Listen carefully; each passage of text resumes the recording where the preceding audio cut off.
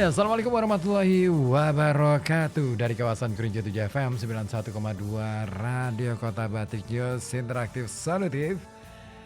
Halo, selamat sore, apa kabar? Ya, kembali menyapa Anda sore hari ini ya. Di kesempatan hari Selasa tanggal 29 Oktober 2024, saya Ribu Tawadi kembali hadir untuk Anda, menemani Anda dalam perjalanan Halo Kota Batik. Pastinya ada banyak informasi yang sudah kami siapkan untuk kami hadirkan ke ruang dengar Anda, dan Anda juga bisa ikutan gabung ya untuk berbagi informasi baik melalui saluran telepon 0285424474 ataupun melalui WhatsApp ya di 0855420912. Silakan bagi Anda yang ingin berbagi informasi boleh di sore hari ini ya. Iya, cuaca di Kota Pekalongan di sekitaran Radio Kota Batik ini terpantau cerah, ya cerah banget nih, panas banget ya. Tapi itu semoga aja bisa membakar semangat Anda untuk semakin apa ya, berdaya ya kan, sehingga hidupnya jadi berdaya juga ya, sehingga apalagi ya membuat apa yang Anda lakukan, apa yang Anda kerjakan aktivitas hari ini benar-benar membuahkan hasil yang maksimal, membuahkan sesuatu yang bisa membawa manfaat dan juga membawa berkah buat semuanya gitu ya. Oke deh. Ya, dan pasti ya selama sore ini ya, sepanjang nanti sampai pukul 5 saya nanti juga akan berbagi informasi kepada Anda. Dan oh ya, terima kasih yang juga sudah hadir ya di 0855420912. Ada yang absen aja nih, keri-kerinan katanya. Siapa ini? Gunawan di Kedung Uni ya. Wah, di Kedung Uni cuaca agak redup katanya, tapi masih gerah pol katanya. Oh, di sini masih cerah nih. Langitnya masih kelihatan biru merona ya, biru kok merona, biru mengharu biru gitu ya. Baik, oke, membuka kesempatan kita satu informasi untuk Anda, satu kisah. Ini menarik banget ya. Kalau kita bicara tentang apa ya, kisah masa lalu, selalu aja ada yang bikin kita itu, apa iya? Oh, gitu ya. Nah, ini kisah yang satu ini mungkin akan membuat kita jadi terperangah, melongo, bahkan bisa ya gitu. Kisahnya seorang apa ya, pengusaha Republik Indonesia yang kena bom nuklir di Jepang. Nah, siapa dia? Pengen tahu? Ya, yang jelas gini. Tapi sebelum ke sana nih ya, yang namanya mie instan ini jadi salah satu makanan kesukaan warga Indonesia. Ya nggak sih? Iya banget. Situs resmi World Instant Noodles Association atau WINA ini menyebut konsumsi mie instan oleh warga Indonesia ini mencapai 14,54 juta porsi pada tahun 2023. Nah, angka ini setara dengan 12% dari total konsumsi global sedunia. Dan besaran angka konsumsi tersebut tentu tidak lepas dari upaya pencipta mie instan pertama di Indonesia. Namanya Syarif Adil Sagala. Ya, pada tahun 1968 ya, dia ini mendirikan sebuah perusahaan namanya PT 51 Sankyu sebagai pabrik mie instan pertama hasil kolaborasi bersama perusahaan Jepang. Nah, merek dagang tersebut adalah apa coba? Supermie. Ya, Supermie adalah mie instan pertama produk Indonesia. Namun, belum banyak orang yang tahu, di balik sukses membuat mie instan pertama ini, ternyata Sagala merupakan penyintas ledakan bom atom di Jepang. Nah, gimana ceritanya? Jadi gini ceritanya. Jadi ceritanya dimulai pada tahun 1943. Ketika itu Syarif Adil Sagala masih menjadi seorang mahasiswa Indonesia yang mendapat beasiswa untuk menempuh pendidikan di Jepang. Nah, saat tiba di Jepang, sudah ada di sana, di Jepang itu sudah ada mie instan. Sagala ini merasakan nikmatnya mie instan yang masih sangat langka, dan dia mungkin mahasiswa Indonesia pertama kali ya yang mencicipi mie instan di Jepang waktu itu ya? Atau gimana tuh? Nah, kira-kira responnya seperti apa ya? Menemukan mie instan pertama kali, wah pasti wah dahsyat dong ya. Namun kala itu dia atau Sagala ini tidak pernah terpikir membawa mie instan itu ke Indonesia. Sebab dia hanya ingin fokus untuk berkuliah, bersekolah di Universitas Waseda Hiroshima. Hanya saja semua itu berubah pada tanggal 6 Agustus 1945. Tahu kan, pada tanggal itu ada peristiwa besar, ya kan?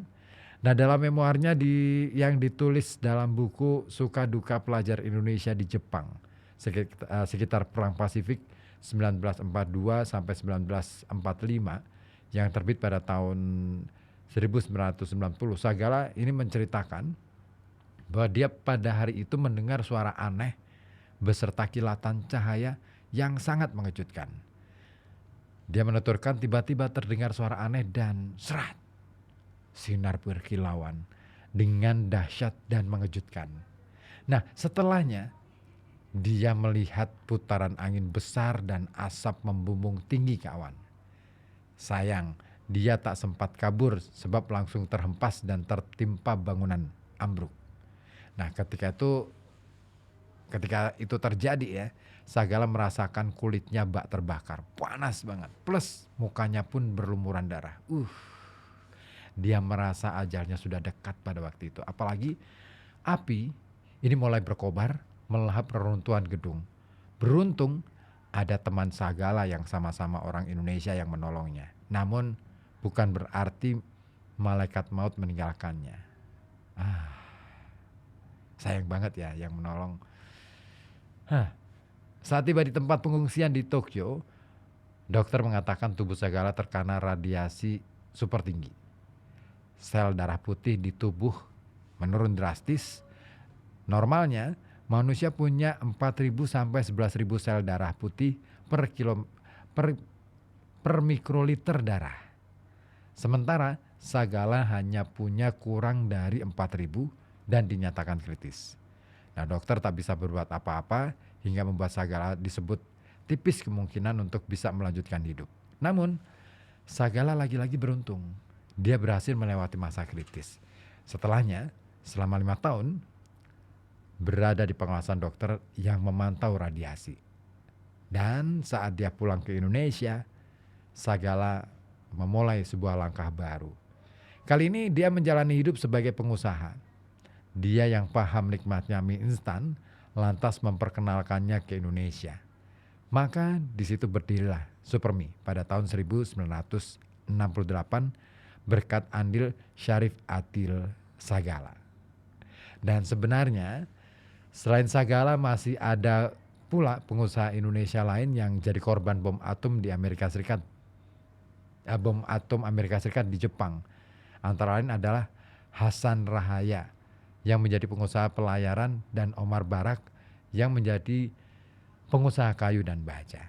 Nah, nama Hasan Rahaya dan Omar Barak memang tidak diketahui banyak orang, namun keturunannya berbanding terbalik. Anak Hasan, Ferdi Hasan, jadi artis ternama, sementara Omar Barak kelak mempunyai menantu bernama Surya Paloh dan cucunya Reino Barak menikah dengan musisi Syahrini. Keren ya. Tapi keren loh.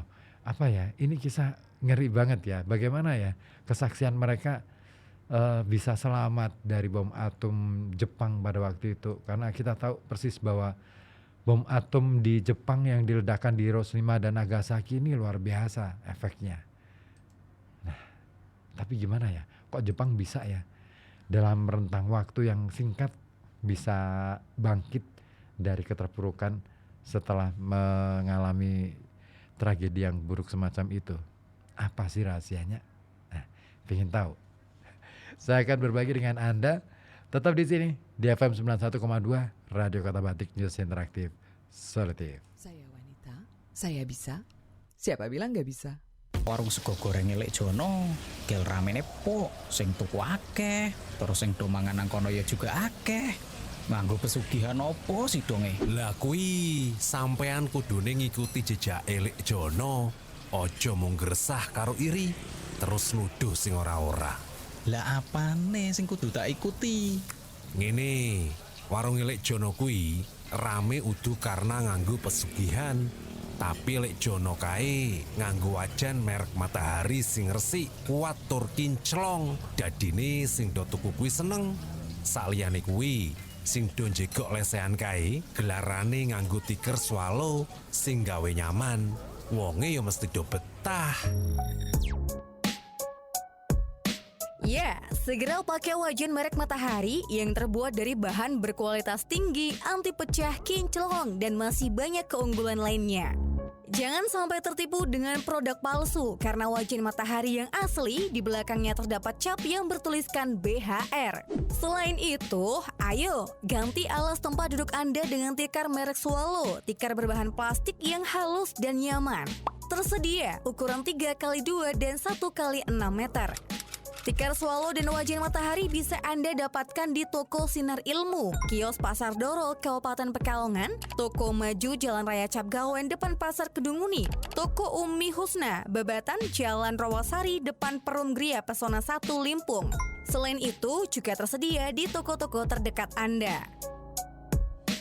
Karena tikar Swallow dan wajan Matahari produk Indonesia dengan kualitas luar biasa.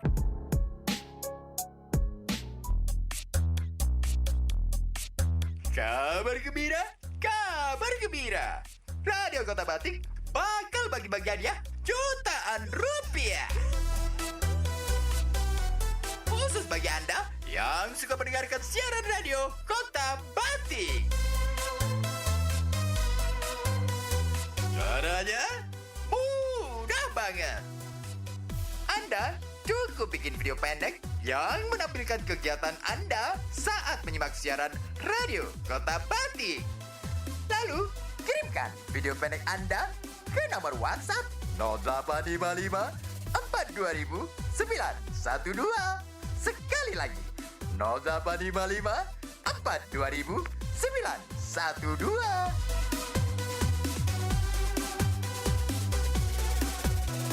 Pengiriman video dapat Anda lakukan mulai tanggal 14 Oktober sampai tanggal 20 November 2024.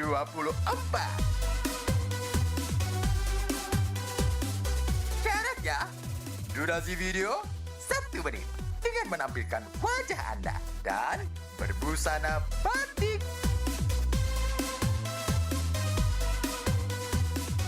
Peserta yang beruntung akan diumumkan pada tanggal 29 November 2024.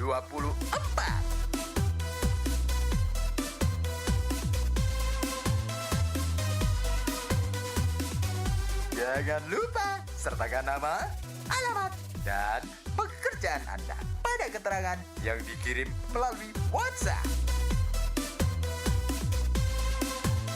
Buruan, kirim video pendek Anda sebanyak-banyaknya. Siapa tahu Anda yang beruntung.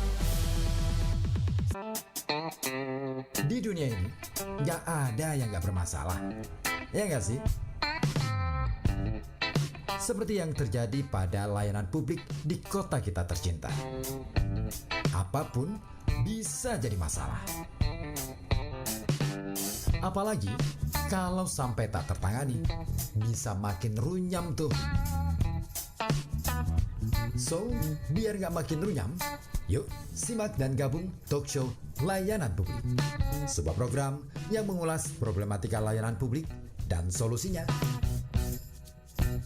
Setiap hari Selasa, pukul 13.00 hanya di FM 91,2 Radio Kota Batik. Siapa tuh? Aduh, ini kucing siapa sih? Jadi masalah nih. Duh. FM 91,2 Radio Kota Batik. Pelajaran yang paling penting sebenarnya adalah bagaimana kita menjadi manusia. Soal baik dan mulia itu nanti. Tetapi yang paling penting adalah bagaimana kita jadi manusia dulu deh. Ya. Seutuh-utuhnya menjadi manusia. Nah, seperti yang dilakukan oleh tadi ya, kalau kita singgungkan dengan yang tadi, informasi yang tadi bahwa ternyata ada ya salah satu kisah, ya bisa dikatakan kisah sukses atau kisah pilu nggak? Mungkin bisa dua-duanya. Tapi yang jelas sangat beruntung manusia yang istilahnya selalu berhadapan dengan nasib keberuntungan seperti yang dialami oleh Syarif Adil Sagala maupun dua pengusaha lain ya asal Indonesia, Hasan Rahaya dan Omar Barak, yang selamat dari bom atom Hiroshima di Jepang sana. Wah, nggak kebayang ya, kira-kira kalau Anda pada posisi itu apa yang akan Anda lakukan? Nah, rasa-rasanya udah deh, hidup sudah habis, hidup sudah selesai, ya sudah pasrah aja, ya kan? Nah makanya kita kadang-kala perlu belajar dari pengalaman-pengalaman orang lain itu pada posisi-posisi ketika dia terpuruk, ketika dia itu pada posisi yang wah nggak mungkin lagi terdenam 6 Agustus setiap tahunnya di Jepang sana. Itu Hiroshima. Lalu bagaimana dengan Nagasaki? Penasaran? Pengen tahu? Oke. Ya, tetap dengerin sini terus ya, jangan sampai pindah-pindah channel deh pokoknya ya. Oke, terima kasih juga yang sudah bergabung. Saya mau nyapa dulu yang sudah kirim WA di 0855420912. Ada Mas Zikin di Silirejo. Halo Mas Ribut, cuaca gerah banget nih. Duduk manis dengerin RKB sambil beraktivitas. Sambil nungguin jam 4 lebih mau nonton bola di lapangan Silirejo, turnamen Liga Undi. Oh, ada ini ya. Bola ya. Wah. Ya, ini yang main mana lawan mana nih? Boleh dong di-spill Mas Zikin. Ya, itu dia.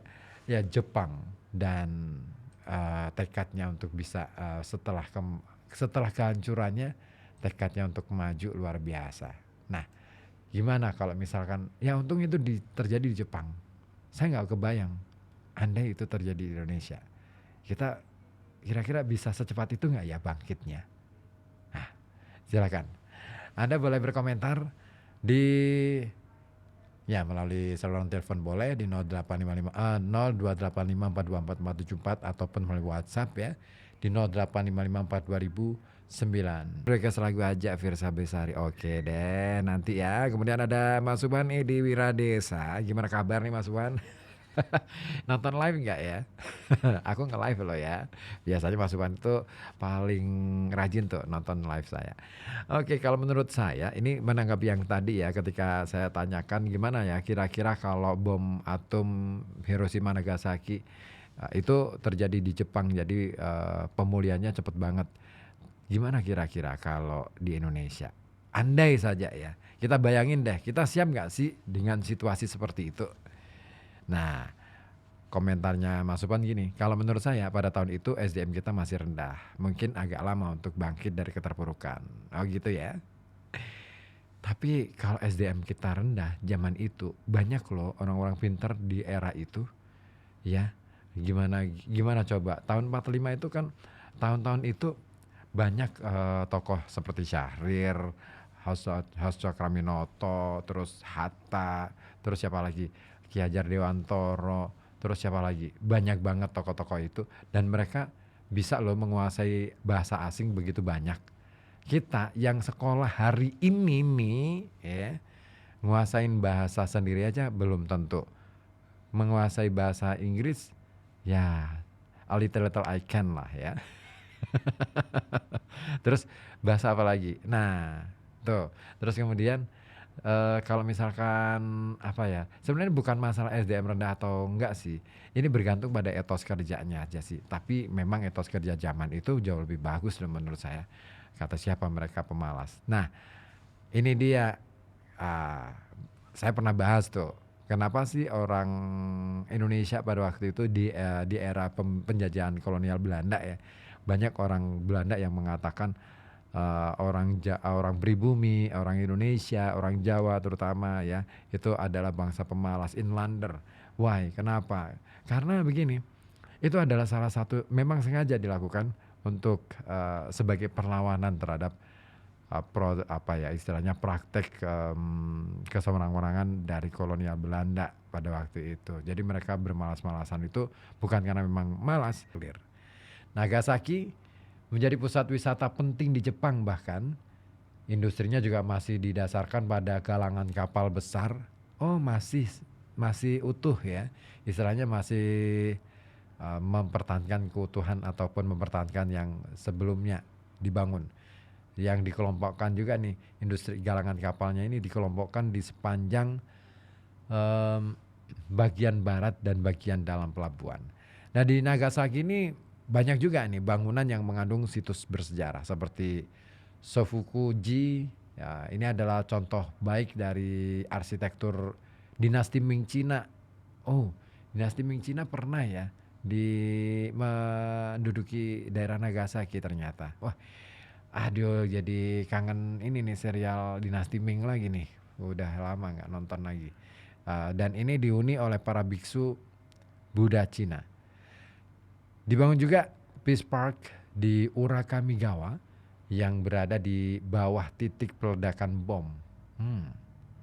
Lambang tersebut didirikan sebagai lambang peringatan bagi bangsa Jepang dan juga seluruh pengunjung tentang bahayanya dan penderitaan akibat bom atom yang diledakkan di kota tersebut.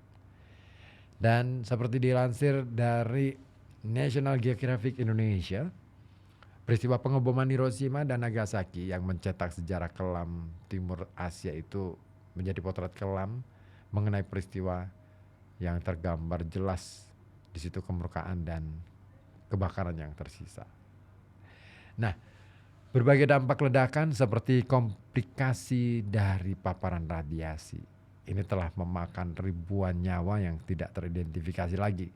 Dan peristiwa tersebut menandai pertama kali sebuah senjata nuklir digunakan untuk melawan suatu pihak dengan sungguh-sungguh.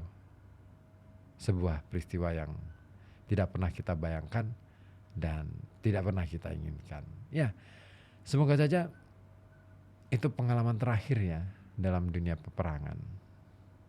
Ngeri pokoknya kalau sudah ngomongin soal peperangan. Oke, siapa lagi nih yang bergabung? Oke, ada Zikin Panjaitan yang gabung lewat live streaming di Facebook ya. Oke, terima kasih. Tadi ada yang minta lagu kayaknya. Siapa sih? Oh iya, mintanya Firsa Besari ya. Oke deh, saya putarkan untuk Anda. Tadi mintanya Firsa Besari yang apa sih? Bentar, saya lihat dulu deh WA-nya. Oh, ini mintanya bukan Valentine. Ada nggak ya? Bukan Valentine. Oh, belum ada. Oke deh, nanti aku cari lagi. Siapa? Pak Mas Subhan ya. Yang minta Petra Siombing Denting. Oke deh, nah, ini kayaknya sudah ada nih, tinggal disiapin aja. Ada yang nanya nih, di Silirejo, kalau antara Nagasaki dan Hiroshima itu kalau diukur misalkan dari kota Jakarta sampai mana? Wah, saya belum mengukur, nanti ya saya lihat dulu petanya, saya lihat mapnya dulu. Kira-kira seberapa. Tapi kehancuran di dua kota ini luar biasa parahnya. Karena kalau kita bisa kita ngelihat ya, kita baca artikel-artikel tentang Nagasaki dan Hiroshima, begitu banyak sebenarnya kehancuran peristiwa-peristiwa tragis yang diakibatkan oleh bom atom. Dan yang menarik adalah kemauan untuk bangkit dari keterpurukan orang-orang Jepang. Etosnya luar biasa. Nah, kita kalau dikasih yang seperti itu gimana coba? Sudah siapkah? Denting yang berbunyi dari dinding kamarku, sadarkan diriku dari lamunan panjang. Tak terasa malam kini semakin larut, ku masih terjaga.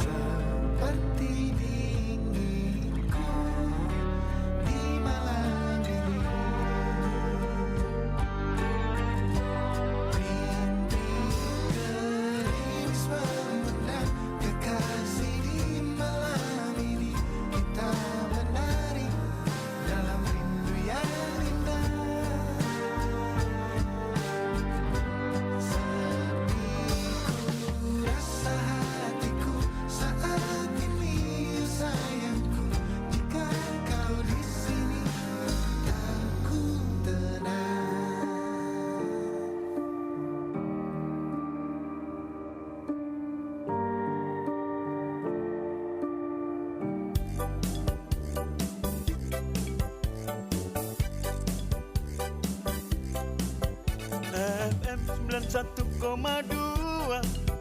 Radio Kota Batik. News interaktif solutif. FM 91,2 Radio Kota Batik. News interaktif. Kota Batik dari FM 91,2 Radio Kota Batik, News interaktif solutif. Gimana kabar sore Anda? Sudah pada mandi belum? Atau sudah pada nyampe di rumah belum? Baik, saya sapa terlebih dahulu yang sudah bergabung kali ini. Sore hari ini ada Ipin di Talun nih ya. Selamat sore Mas Ribu, selamat sore juga Mas Ipin ya. Bagaimana ya jadinya kalau apa ini SAR bomba dari segala bom diledakkan dia. Wah, itu SAR bomba yang di Rusia ya, produknya Rusia. Ya, kalau sekarang wah nggak bisa dibayang deh. Makanya katanya nih katanya nih ya, informasinya dari Mas Ipin nih. Katanya kekuatan ledakannya 8.500 kalinya bom yang diledakkan di Nagasaki. Dan apakah Indonesia mempunyai pertahanan udara yang mumpuni? Nah, Pak Prabowo ini usulnya Ipin nih, beli sistem pertahanan udara 5.500 Prometheus ya dari Rusia atau rudal THAAD dari Amerika untuk menangkis rudal-rudal dari Australia barangkali katanya. Kan bahaya negara besar tapi pertahanan udaranya jelek. Oke gitu ya. Tapi saya tidak bisa membayangkan ya kira-kira seperti apa misalkan kalau misalnya ada perang dunia ketiga. Yang jelas kita nggak bisa nih berandai-andai bahwa dunia ini damai-damai aja, dunia ini baik-baik saja. Enggak kok. Kalau saya sih selalu berpikir bahwa kita harus mawas diri, harus selalu waspada. Apapun sekarang bisa menjadi ancaman. Nah, salah satunya media sosial, ya kan? Orang banyak beranggapan bahwa awal mula ya media sosial menjadi salah satu wahana yang menarik untuk bisa berbagi informasi, berbagi apapun itu. Tapi di sisi lain, dia bisa menjadi ancaman untuk membuat kita ngerasa ngerasa diserang dan lain sebagainya. Ya, apalagi di jam-jam ini nih, di hari-hari belakangan ini nih, banyak orang yang pada menggunakan media sosial hanya untuk sesuatu yang nggak jelas. Iya nggak sih? Saya nggak harus memperjelas ya, tapi Anda pasti paham lah ya. Nah, Ipin kembali lagi gabung. Tidak bisa dibayangkan jika Jakarta diserang ribuan rudal dari Israel katanya. Siapa yang mau menangkis? Tapi ngomongin soal perang dan lain sebagainya, adalah ya istilahnya di balik itu semua ada istilahnya diplomasi dan lain sebagainya. Nah, pokoknya banyak banget lah gitu ya. Termasuk politik global. Ini penting banget ya. Geopolitik kita harus tahu bahwa dunia itu banyak banget hal-hal yang membuat istilahnya membuat kebijakan-kebijakan yang tidak bisa kita bayangkan. Oke, ada Abbas di Comal juga nih. Sore yang panas ini katanya. Assalamualaikum warahmatullahi wabarakatuh. Waalaikumsalam ya. Sore yang panas dampak pengeboman Hiroshima, Nagasaki, Indonesia bisa merdeka. Ya, benar. Tapi itu hanya salah satu penyebab. Bangsa kita jelas lebih kuat. Oke, 350 tahun bukan waktu yang sebentar, tapi masih bertahan. Sekarang kita menghadapi musuh dari dalam diri kita sendiri, yaitu nafsu berkuasa. Wow, kata-kata bijak nih, benar. Kalau bagaimana kita akan bisa punya pertahanan yang kuat kalau kita sendiri masih saling bermusuhan, masih saling bertikai, hanya untuk sesuatu yang itu tadi nggak jelas. Ya, yuk kita kompakan lagi yuk, kita satuin niat kita untuk bisa membangun bangsa ini, kita satuin keinginan kita, kehendak kita untuk bisa sama-sama istilahnya bikin kita menjadi lebih bermakna lagi. Ya, sayang banget loh, bangsa sebesar ini harus dihancurkan hanya gara-gara pertikaian yang terjadi di antara kita sesama bangsa Indonesia. Calon wali kota pilihane nyong ra. Ojo dipasang ning kono Ramis. Lah nang apa emange? Kono kuwi engko arep tak pasangi gambare calon wali kota idamanku. Lah kan bangunan umum. Ora bisa. Lah, wani mbok kowe karo aku, ha? Halah paling kowe otok piye? Ayo maju meneh, maju. Ono apa ki? Iki lho Pak, aku kuwi apa masang gambar calon wali kota ning kene. Lah kok ndadak ora oleh. Lah iki kan nggon umum. Iki kuwi yo bener tempat umum, nanging nang kene kuwi sebenarnya pancen ora oleh dipasangi karo gambar calon wali kota lan hal-hal sing berbau politik. Lah kok kene kuwi kan tembok sekolahan. Jadi menurut pasal 70 dan pasal 71 Undang-Undang Nomor 7 Tahun 2017 tentang pemilu kuwi dilarang. Memasang gambar calon wali kota pada waktunya memang diperbolehkan. Akan tetapi ada peraturan-peraturan yang harus kita patuhi. Mari sukseskan pemilihan kepala daerah 2024 dengan tetap mematuhi peraturan perundang-undangan yang ada.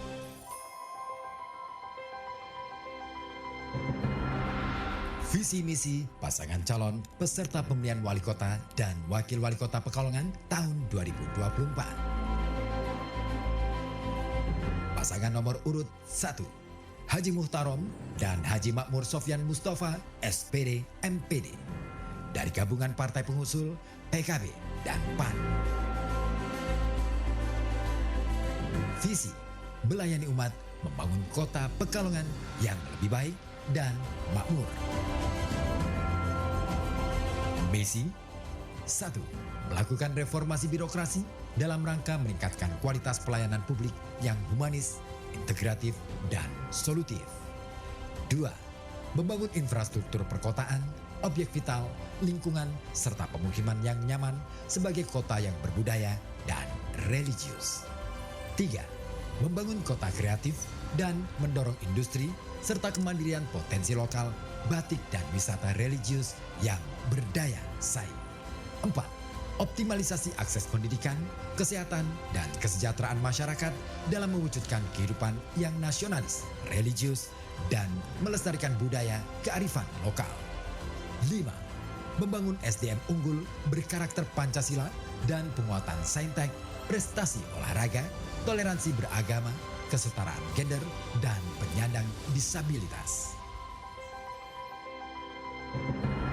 Pasangan nomor urut 2, Haji Ahmad Afzan Arslan Junaid SEMM dan Haja Balkis Diab SESAG MM dengan partai pengusul PDI Perjuangan, Golkar, P3, Gerindra, Nasdem, Hanura, Demokrat, dan PSI. Visi mewujudkan kota Pekalongan lebih maju, sejahtera, dan berkelanjutan berlandaskan akhlakul karimah. Misi 1. Menjunjung tinggi hukum dan hak-hak rakyat dengan mewujudkan tata kelola pemerintahan yang transparan, akuntabel, kolaboratif, dan sinergis sesuai dengan Pancasila dan Undang-Undang Dasar 1945. 2. Meningkatkan akses dan kualitas pendidikan di semua jenjang secara merata. 3. Meningkatkan kualitas kesehatan dan mewujudkan jaminan pelayanan kesehatan masyarakat. 4. Membangun infrastruktur yang berkelanjutan dan ramah lingkungan. 5. Meningkatkan layanan untuk mewujudkan kesejahteraan masyarakat. 6. Membangun kemandirian ekonomi daerah berbasis sumber daya lokal. 7. Mengembangkan dan melestarikan budaya lokal. 8. Meningkatkan keamanan dan kondusivitas wilayah. 9. Mewujudkan pengelolaan lingkungan yang bersih dan berkelanjutan. Ingat, Rabu 27 November 2024 datang ke TPS. Mari sukseskan pemilihan wali kota dan wakil wali kota Pekalongan, serta pemilihan gubernur dan wakil gubernur Jawa Tengah 2024.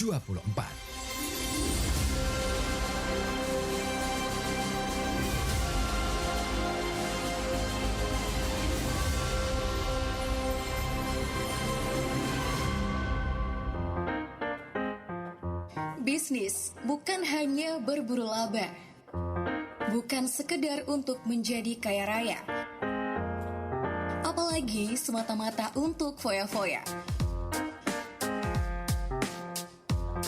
Bisnis adalah cara manusia untuk memaknai hidup, memberi arti pada setiap oksigen yang kita hirup. Mengambil pelajaran dari setiap jengkal kaki melangkah. Menghargai tiap butiran keringat yang menetes hingga kita memahami apa makna kata sukses. Ya, sukses adalah kesanggupan kita berbagi pengalaman, berbagi kegembiraan, berbagi kebahagiaan. Sebab yang Anda lakukan adalah inspirasi bagi banyak orang. Simak obrolan seputar bisnis di Inspirasi Bisnis setiap Jumat jam 1 siang hanya di FM 91,2 Radio Kota Batik. Bersama para pebisnis yang menginspirasi. Don't miss it. FM 91,2 Radio Kota Batik. Radio Kota Batik.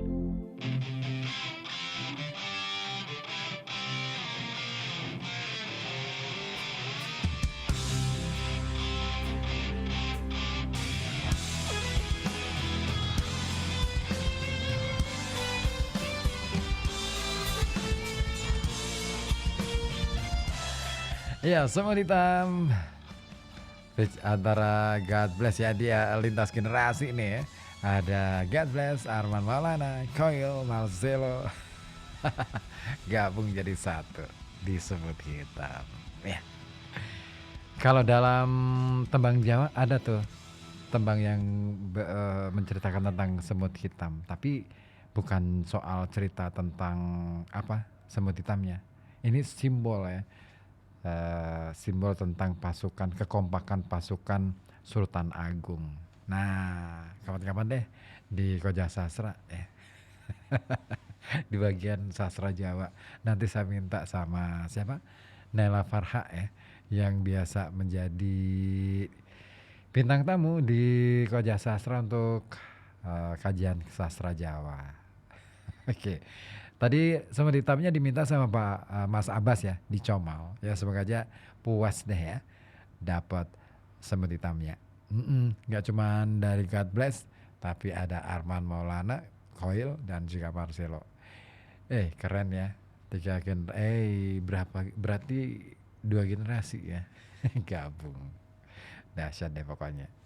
Nah, memang ya kalau kita mau melakukan perbaikan-perbaikan dalam kehidupan kita, terutama dalam kehidupan tata sosial kita, butuh yang namanya kebersamaan seperti semut hitam. Ya begitu juga dengan masyarakat Jepang pada saat pasca menghadapi bom atom 6 dan 9 Agustus 1945. Luar biasa. Kalau kita belajar dari sejarah itu, kita patut untuk melihat kembali seperti apa sebenarnya. Ya, banyak hal yang terjadi di era itu. Dampak dari pengeboman ini bagi Jepang luar biasa. Di antaranya adalah tentu kehilangan nyawa dan kesehatan. Ya, ledakan bom Hiroshima, bom atom di Hiroshima dan Nagasaki. Ini menyebabkan kematian langsung ya puluhan ribu orang. Di Hiroshima sekitar 70.000 orang tewas seketika, sementara di Nagasaki dikabarkan sampai 40.000 orang meninggal langsung akibat ledakan. Bahkan banyak korban lain meninggal karena luka bakar, cedera, dan keracunan radiasi setelah serangan tersebut. Sehingga bisa mencapai ratusan ribu atau bahkan jutaan. Nah, masalah kesehatan ini menjadi masalah yang cukup berjangka panjang. Karena akibat dari bom atom yang diledakkan di Hiroshima dan Nagasaki, ini para penyintas yang diperkirakan berjumlah 200.000 orang menghadapi berbagai masalah kesehatan jangka panjang. Dan mereka ini menderita kanker, penyakit radiasi, dan gangguan kesehatan lainnya akibat paparan radiasi. Ada juga akibat lain berupa trauma psikologis. Banyak dari para korban ini, para penyintas, mengalami trauma psikologis setelah seperti stres pasca trauma, kecemasan, juga depresi. Yang ini memengaruhi kesejahteraan mental mereka serta generasi berikutnya. Bahkan yang paling parah adalah kehancuran infrastruktur. Ya, seperti diberitakan juga nih, kota-kota di Hiroshima dan juga Nagasaki mengalami kehancuran total. Banyak bangunan, fasilitas publik, dan rumah-rumah warga hancur menyebabkan kerusakan parah pada infrastruktur. Lalu apa yang dilakukan oleh pemerintah Jepang pada waktu itu pasca pengeboman? Yang jelas pemerintah Jepang ini melaksanakan upaya besar-besaran untuk membangun kembali infrastruktur yang rusak, dan ini mencakup pembangunan perumahan, fasilitas umum, dan layanan kesehatan.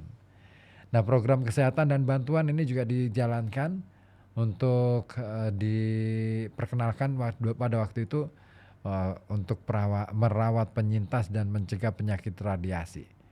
Bantuan juga diberikan kepada korban untuk membantu mereka agar pulih dari trauma dan masalah kesehatan. Sementara di bidang edukasi dan kesadaran, pemerintah Jepang juga mengembangkan program edukasi mengenai efek radiasi dan pentingnya perdamaian. Mereka juga bekerja sama dengan komunitas internasional untuk meningkatkan kesadaran global tentang dampak bom atom. Dan yang kemudian dilakukan yang lainnya adalah perubahan kebijakan pertahanan. Nah, ini penting banget nih.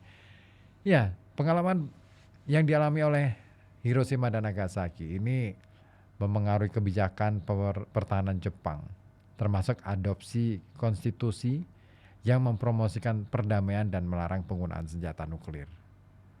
Dan disinilah sebenarnya ya, kalau kita bicara tentang peristiwa Hiroshima dan Nagasaki, ini menjadi era kebangkitan Jepang juga. Ya, kenapa? Meski menghadapi kehancuran besar, Jepang ini berhasil bangkit dan menjadi salah satu kekuatan ekonomi terbesar di dunia. Faktor-faktor yang berkontribusi pada kebangkitan Jepang meliputi diantaranya adalah bantuan dari Amerika Serikat. Ya, Amerika Serikat rupa-rupanya juga memberikan bantuan ekonomi dan teknis yang besar kepada Jepang untuk mendukung proses rekonstruksi. Kemudian yang kedua adalah disiplin dan kerja keras. Ini nih yang kunci yang keren nih. Masyarakat Jepang ini dikenal dengan disiplin kerja yang tinggi dan etos kerja yang kuat. Dan ini membantu proses pembangunan kembali negara Jepang pada waktu itu. Terus berikutnya adalah fokus pada pendidikan. Karena pemerintah Jepang saat itu sangat mementingkan pendidikan dan pengembangan sumber daya manusia. Dan itu bisa membantu meningkatkan keterampilan serta kemampuan tenaga kerja.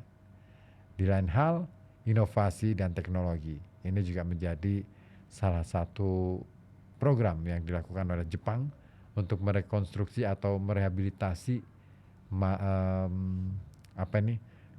dua kawasan tersebut setelah bom atom itu. Dan yang lainnya adalah kebijakan ekonomi yang bijak.